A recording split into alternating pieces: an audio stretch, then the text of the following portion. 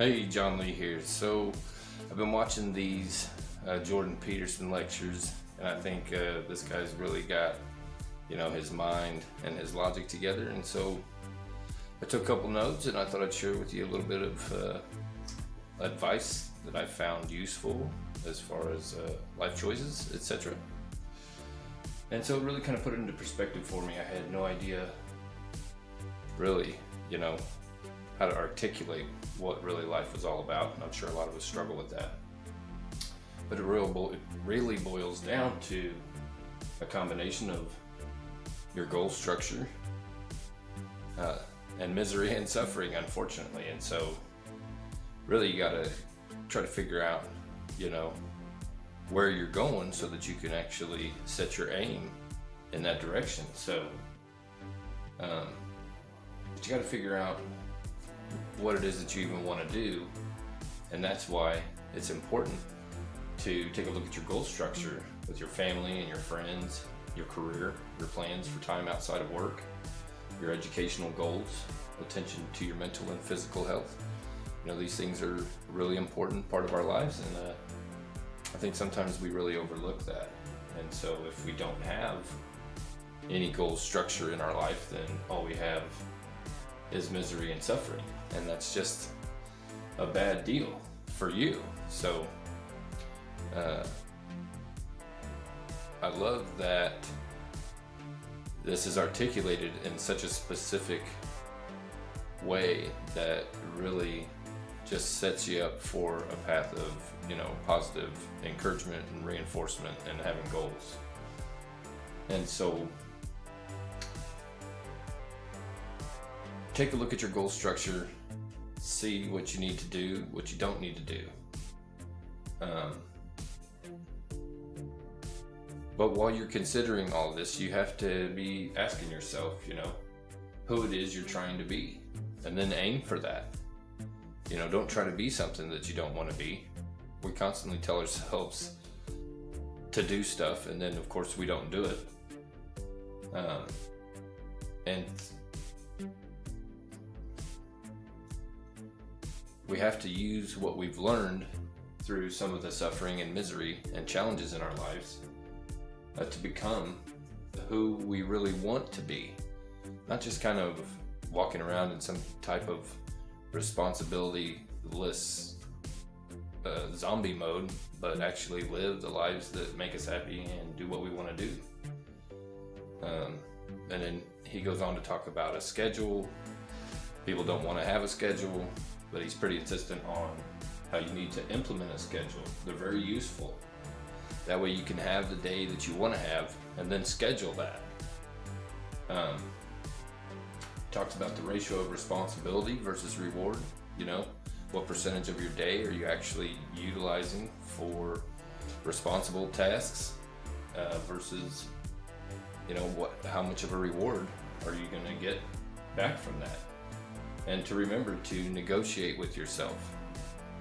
You have the options, you have the choice, and that's important. He talks about people that actually do implement a schedule only nail the accuracy on there at about 70%, but that is better than zero, and that's true.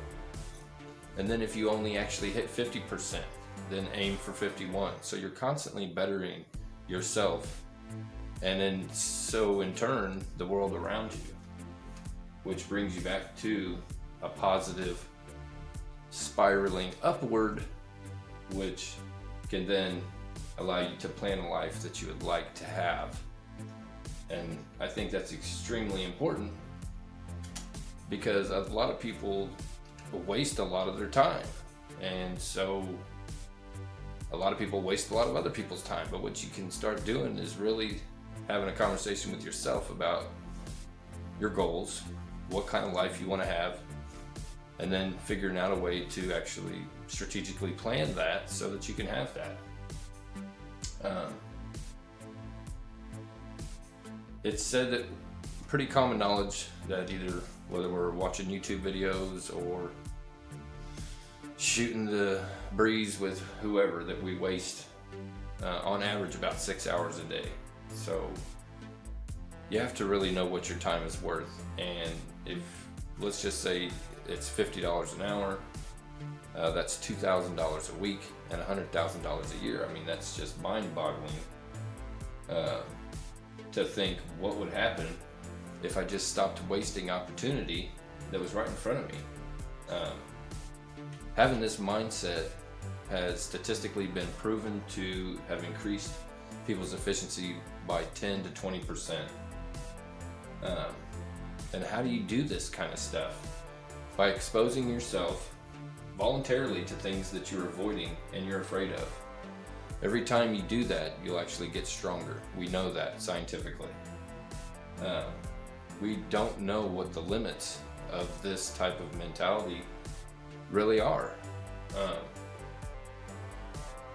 People don't really like specific conditions that spell out failure. We try to avoid failure. But if you don't know and you're not spelling out what failure is, if you don't know what failure is, then you'll never know when you fail. And that's all you will ever do, is just continue to fail.